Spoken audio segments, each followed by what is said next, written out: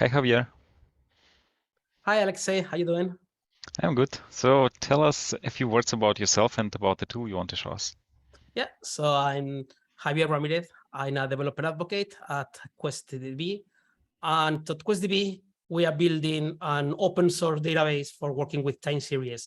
We like to think it's the fastest open source database for working with time series. Also, the more developer friendly, but there is a lot of competition. So yeah, I'm not going to say we are the fastest, but we really try to be, and we really welcome when there is movement on the area, so we can all improve the state of time series databases. Okay. Yeah, it sounds quite interesting. So you have a demo, right? Yeah. I have a demo. Yeah. So first, if you just, before we jump into the demo, just to make sure, because maybe people have never been exposed to a time series database, and why do you need that? So basically, when you think of databases, if you are like, non-millennial, you are thinking something like MySQL, Oracle, Postgres, whatnot. If you are millennial, you're thinking MongoDB, Redis, and whatnot. And yeah, that's kind of the thing, it's kind of a joke, but for a long time, we're using relational databases for absolutely everything because they are great. But for some specific issues, a relational database is not really the best target. And in the case of working with time series data, which means data which has a timestamp, think of like, when you want to track changes of anything over time. For example, you want to track changes of the price of a currency, or you want to track changes in the movement of a vehicle, or maybe, I don't know, you have some sensors on a machine and you want to see how those metrics are changing over time. A relational database can do the job, but they are not really designed for working with data which is always changing. They are more like, I ingest some data, index it, take my time, do queries, but not really for working with fast-moving data. And also, when you are working with time series, it's often the case, the volume of ingestion, it is very high. It's actually the case that in many use cases, you are writing more data than you are reading. So that has interesting issues around. So we built QuestDB to work around that specific use case. But we don't want people to, to have a hard time approaching QuestDB. So we made it SQL compatible. So if you know Postgres, QuestDB uses Postgres-compatible SQL. You can actually use pretty much any Postgres-compatible tool to connect to QuestDB. So doing inserts or running your queries or whatever, it will use the same SQL you with Postgres, just with improved performance. And that's kind of the idea. We also add some extensions for time series and so on. So if you want, I can show you, how it works. But first, for setting a little bit, like, why we are building this and why we think it can be interesting. So let me just maybe a quick question. So it's maybe your competitor actually, but is Prometheus a time series database too? That's interesting. Yeah, Prometheus, it's very related to time series. Behind the scenes, it's a time series database, but it's built with a very specific purpose, only for monitoring. So if you want to track other kind of things, it really wouldn't be the best thing. But yeah, behind the scenes, deep down, Prometheus has a time series database embedded there. Yeah, it's just, it's just for other things. Actually, on QuestDB, if you want to do monitoring, we expose some metrics that you can use Prometheus to monitor your QuestDB instances. Okay, thank you. Cool. So if you want, I can just, do a couple of demos so we can get an idea what we are talking about. Let me first start sharing my screen, which is the hardest part. And here it is. Okay, so QuestDB, it's open source. You can just go to questdb.io and you can download it. If you prefer, use a cloud version. We are actually now in the beta of our cloud version, but if you want to be fully open source, you can just download it, and and you have all the information on the website. But there is also the link to the live demo, which is the one I'm going to be using right now. So if you were building this yourself, you could just either use the live demo, or you could install QuestDB, that you can install downloading the binaries, or using Docker, or going to GitHub and compiling from source. It's a Java application. You can just compile it, or yeah, I'm using Mac. On Mac, for example, you can use Homebrew for installing, but once you have it up and running, what you get, it's the database itself, and also this web interface that you can deactivate if you don't want it, but it's very convenient. So this is a demo site we have with a few demo data sets with open data, some about the Bitcoin prices, some about the taxi rides in New York City, which is a very popular data set, some about weather information, some about position of ships in the ocean. So, a few data sets that you can play with. And I'm going to focus first on this data set, this table, the trips data set, which is the taxi rides in New York City for a few years. It's an open data, which is made available by the city of New York. And if I do a count of how many records I have in this data set, I can see I have, it's not too bad, one, this is million, another million. So yeah, 1.6 billion taxi rides in this data set. So as you can see here, I will have a few columns. It's not super important what they mean, but basically you have the ID of the vendor, different things about the latitude and longitude of the ride, how many passengers, the amount they paid, and the date time for pickup and drop off. We're a time series database, so time is our thing. So for this demo, you could start playing with the table, but we have here some examples. So I can show you, for example, show me first all the data from the table. And yeah, this one is straightforward. Just, just the rows you have here. And yeah, as you can see, 1.6 billion rows. But, doing a select is always super fast. But we can start doing something more interesting, like get me all the, I don't know, all the rights that are within a particular latitude, and still filtering over 1.6 billion rows was pretty fast. We get results when you are using a filter by timestamp, your results are always quite quick. So, if you start doing more interesting bits, you can do things like, okay, I want to know what's the average distance we are doing on this data set, depending on the passenger count. That's fine. That's like, no, oh, sorry.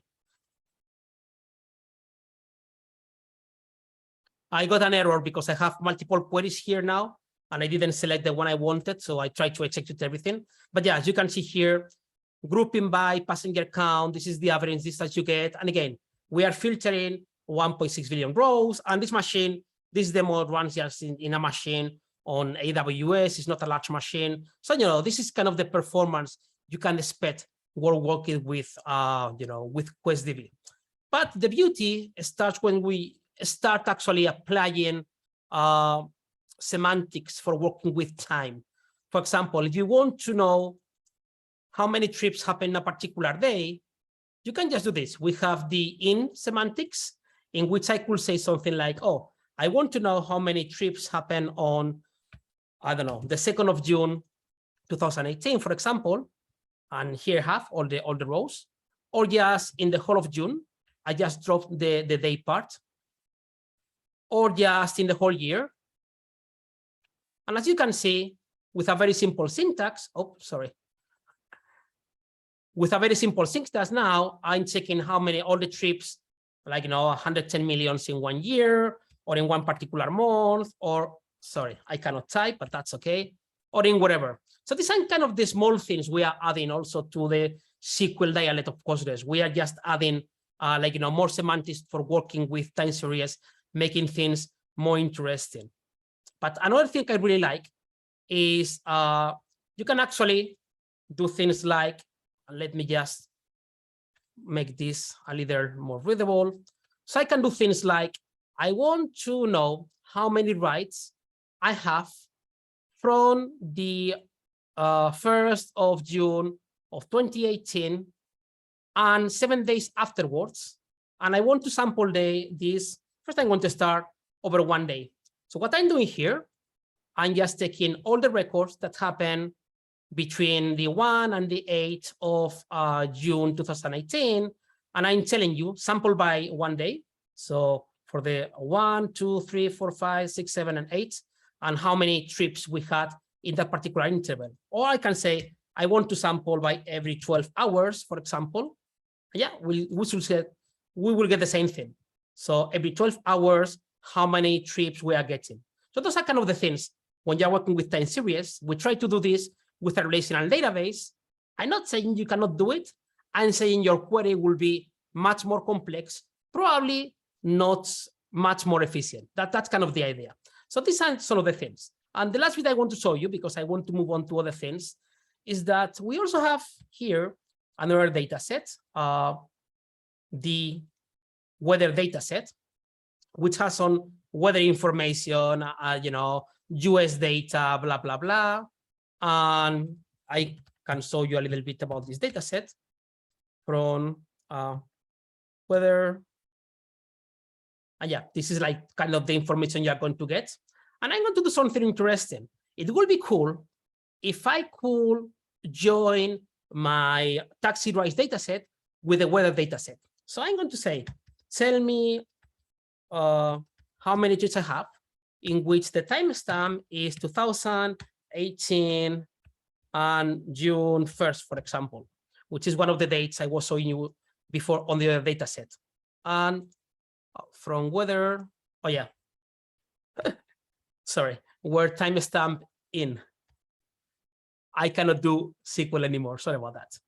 I came back from holidays 2 days ago, still trying to remember how computers work. So this is interesting because I can see for this particular day, I have only 47 rows, which means I'm getting a few data points every hour, and that's about it. So this is like, this is, I have information only from New York right now on this table. So if I want to join this weather information with the taxi rides have the timestamp down to the second. In QuestDB, you can go down to the actually microsecond. That this is like, how down you can go. But in the data set, we have the time to the millisecond. And here we have a few measures per hour. So if I want to join the two data sets, it's going to be tricky. Well, in QuestDB, we really care about these things because, we are a time series database. So we can give you this. We can give you, and this is one of the examples queries you can run from the demo yourself. So, you want to replicate all these things we are doing. You only have to go to demo.questdb.io, just click on the example queries, start playing, and then from that you can take it. So we have a special type of join, the ASOF JOIN, which basically it takes two data sets, it takes the timestamp of both data sets and joins the table in the left with the closest entry with the table on the right. So basically, it's going to find which is the closest entry we have in the weather table, which matches each taxi ride we have in this particular day. And when I execute, when I select everything and execute, this is what I get. For each taxi ride, I'm getting the temperature and wind direction information that I'm getting from the closest timestamp. And this is super cool. At least I think it's super cool because, when you are trying to do this kind of analytics without a time series database, it's much harder to get this kind of thing. So I'm not saying it cannot be done with Postgres. I'm just saying it's going to take you much longer to create the queries. It's going to be harder to do the exploratory analytics. It's also going to be not as efficient when you are working with larger data sets. So the last thing I want to show you before I move on to ingesting data, because I'm just speaking now about how you can query data, is just the last query I want to show is also with the weather data set. Something you can do here is, let me just remove everything I don't care about. So here I'm doing from the weather data set, I'm going to get the information sampled by 1 month. So I can get an idea. So I can get an idea. So this is for every month, I'm getting now an entry.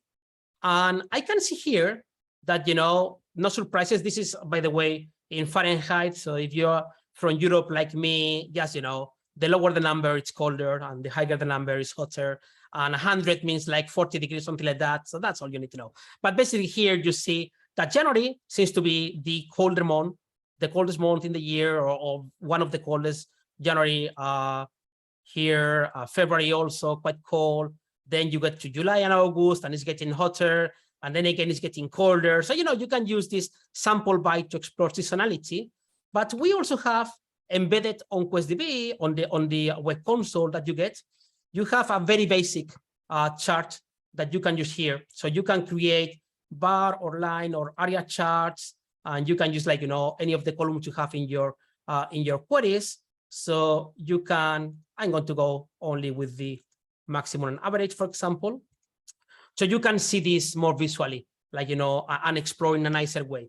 If you want to do other visualizations, you cannot really do this on QuestDB directly. We are a database. We are not a dashboard tool, but you can integrate, of course, QuestDB with Grafana, for example. I'll show you now this demo. In this one, I'm plotting live data that I'm sending right now to a database. So you can integrate with Grafana just using the Postgres driver. You can use, if you're a data scientist, you can use Python and Pandas if you want to do exploratory analytics. We are Postgres compatible, so any tools you are using, you can be using for this. There are some things, some tools that have some incompatibilities. We are actively working to make those work with QuestDB because we don't support the whole of Postgres. So we are slowly getting there. But yeah, we support a lot of the ecosystem when you are using Postgres. And I mentioned, by the way, that you can use Python for connecting with QuestDB, but actually we support a lot of different interpreters. Let's see if I have I don't want to forget the whole list. So let me see if I can show you the whole list. Okay, so yeah, we support with official clients, Python and Java and NodeJS and Go and C and C# and Rust. And if you want, you can use QuestDB for other languages like Ruby or PHP, not with official libraries, but just using the Postgres driver. Or for ingestion, if you want to have faster ingestion, apart from Postgres, we have also a socket protocol. It's based on ILP, which is an industry standard protocol for ingesting fast data. So you can use any socket library to send data to QuestDB. But for many languages, we have official clients that makes your life a bit easier with data types and authentication and those kind of things. So I've been speaking a lot about querying data. I want to dedicate the last few minutes, if I may, Alexei. So the last few minutes just to show you how you can actually ingest data. Because, and again, you could just insert data using Postgres, and that works. But if you have larger volumes of data, with Postgres, you're going to have difficulties. It's not the best way to ingest data. And of course, you can do things like, if you are already using Kafka and you want to ingest from Kafka, you can use Kafka Connect to connect to QuestDB and those things, but you don't need that really. Because for ingesting data, you can use the ILP protocol and official libraries. So I'm going to show you. I have here a Go application. You don't need to know Go. It's just, it's just using our client. But in our Go application, what I'm doing is I'm importing the QuestDB official client. It will be very similar if you're using NodeJS or Java or Python or whatever. So I'm connecting to my instance. In this case, I'm connecting to this instance with this authentication. By the time you see this recording, this token will not exist. This instance will not exist. So don't even try. But, I'm connecting to this instance with this particular token. And what I'm going to be doing, I'm going to be sending synthetic data. I'm going to be sending to a table called ILP test. I'm going to be sending a device type, which is one of these 4 values, blue, red, green, or yellow. And I'm going to be sending just random duration, latitude, longitude, speed numbers to a table. An interesting bit, right now, I've been ingesting data for a while, for about, 30 minutes before we started this recording. And I'm ingesting 1,000 records every half a second, okay? So if I go to my instance, I could have this instance running on my laptop. I have this instance anyway. I'm lazy, so I created an instance on the QuestDB Cloud, but this could be done on AWS. This could be done anywhere. So if I go to my instance here, I have the console of my instance, and I can show you, as of now, I have here 61 million rows. And if I click on refresh, this number will be increasing because I'm ingesting 1,000 rows every half a second, which is not much, but this is where we are getting the data here on this dashboard in Grafana. So I can see in the last 5 minutes, I've been ingesting about 500,000 rows, which is cute. But 500,000 rows in 5 minutes, it doesn't sound impressive to me. It sounds like, yeah, it's fast, but not that fast. But I can go to the code and I can say, hey, you know what? I'm going to start sending batches of, I don't know, 25,000 records every 50 milliseconds. Now we are talking 25,000 records every 50 milliseconds. That's not too bad. I believe it's not too bad. Still, it's not impressive. We have customers, users in the open source version using more demanding, data sets, but this is good enough for me. So now, if I check here, if I ask Grafana, how many rows have you seen in the last 15 seconds? And it's like, 15 seconds, yeah. It's about 1.5 million rows in 15 seconds, which is not bad. Now we are talking. I'm sending data from my laptop. I'm based in Madrid, Spain, and this particular cloud instance is running in Ireland. So there is some latency there. If the producer of the message and the sender were in the same machine, we have some benchmarks in the website. You can check them. But yeah, we have successfully ingested over 1.2 million records per second on a single instance. So what we are doing now is well within our limits. But yeah, in 15 seconds, 2 million rows is not too bad.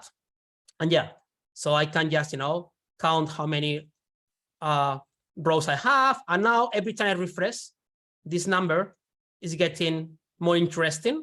In just a few seconds, 7 more million.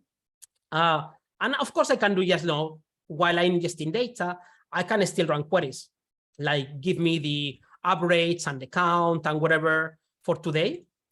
And it will be, yeah, sure. This is, sorry, let me see where I have it. So we are going, yeah, so this is like the results we have. And I'm sampling by 1 minute. So I can see some minutes are really slow. In some minutes, I have only, when I was testing today, only about 70,000 rows, but some minutes are more interesting. This is like all the time we've been recording. But yeah, in the last minute, you can see things are getting more interesting. So yeah, this is like, what I'm talking about. Or we can do things like tell me how many records we've been ingesting in the last 5 minutes, 300 seconds. So this is the amount of records we've been ingesting in 5 minutes to the database. Or yeah, I could do the same, just tell him, okay, so tell me the data, all the data we've received in the last 5 minutes. Sorry, let me just solve the query. I'm struggling with the right balance. I'm going to make this a bit smaller, okay? So this, what I'm doing here is like, for the last 5 minutes, give me the average, but I want to sample by 1 minute interval. So this is telling me for each different sensor and for each 1 minute interval, I'm getting an output of the average, average and last latitude and max speed. So that's kind of the things you want to do with a time series database. And we are doing this while we are ingesting 25,000 rows every 50 milliseconds. We are running these queries, and this is the speed. That's that's about it. No trick whatsoever. So yeah, it takes a little bit. It took 3 seconds, but we are over a million data set. And of course, this is the last one I want to show you. We can run more interesting queries. In this one, I'm getting on this particular table, I'm going to join against itself. So I'm going to get for each particular sensor type, I'm going to get the latest time, the latest metric I've seen for each sensor. And I'm going to join with the average of that sensor, in the whole table. So it's just SQL. It looks scary, but it's just a join between 2 tables, similar to the one we did before. And yeah, that's it. It took 1 second because it's an aggregation. And this is basically the result. And again, while we are ingesting data, like there is no tomorrow. So if you see here, we have now already 94 million rows. When we started, it was 70. So that's kind of the idea. That's why I really love QuestDB, and that's what we are trying to build here. Of course, much more things that you can do, but maybe the best way is just going to GitHub and check QuestDB, or just go to QuestDB.io, where you have absolutely everything you need, and you also have, of course, the link to our Slack. We have a very friendly community. We try to support questions as quickly as possible from the core team, but also a lot of people in the community that are using QuestDB in production and are always helping other people. So yeah, that's us in a nutshell. Yeah, thank you. That's very impressive. Like especially at the last part when you showed the ingestion, like how fast that it was. Yeah, that's probably like you put a lot of work there. So how many people actually work on this engine, on this database? It's tricky because this is open source. So yeah. in the core part itself, we have 75 contributors. We're a small company. We are not 75 people. We are a small fraction of that. So in the core team, the people, which is the QuestDB, the company, we are about 20 people right now. And that's counting everything. Counting me, I'm not a developer. I mean, I'm a developer, but I don't develop on QuestDB. I focus on demos and talking with the community and, helping products. So counting everything, like, human resources and marketing and myself and absolutely everyone, we're about 20 people. But yeah, QuestDB is bigger than that. So we have 75 contributors to the core of QuestDB. If you go to the docs repository, I believe we have more people contributing actually to the docs repository, which is this one. So in this one, so in this one, we have, also some people contributing to the docs repository. Then we have people contributing to some of the libraries. So yeah, that's kind of the thing. We are always happy for people to like QuestDB. If you try it out and you like it, you can give us a star. We recently passed the 9,000 stars mark, which we were quite happy because, it doesn't mean anything, but it helps you see that there is some interest in the project because, this is a personal interest we have. But yeah, it's a small team yet. By the way, we are hiring. We have a couple of open positions. If anyone is interested, check our website. And yeah, that's us. Mm-hmm. Do you have any advice for anyone who is watching this? Yeah. Think of your, when you are developing an application and you are going to be storing data, think of what you want to do with the data. Very often, by default, we go with a relational database, but there are a lot of things you can do with other databases. Of course, about Mongo or Redis. Now you know also about QuestDB, but maybe your tooling is not the best for QuestDB, depending what you want to do. So maybe you want to work with fast-moving data, but your data is not really for time series. There are other databases you can use. So what I'm saying here is just don't go with the default. Just think about the set of your data and think of what you want to achieve with that. And yeah, if you have a time series tooling, then use QuestDB because we are cool. It's super fast, very lightweight, and we really try to be as developer friendly as possible. We really think of that. As I said, we are not even a 20 people company, and I've been working for a few months already at QuestDB to take care of developer relations. So we really think without being a developer friendly product, that there is no way no one is going to ever use QuestDB, and it's also no way we are going to be solving interesting problems. And after this demo, I don't think there is anyone who will doubt the fast part. So we all of us saw how fast it is. Yes. Oh, to be honest, every time series database is fast, we are just a bit faster. But yeah, Okay. Yeah. Thanks a lot for the demo. Yeah. Thank you.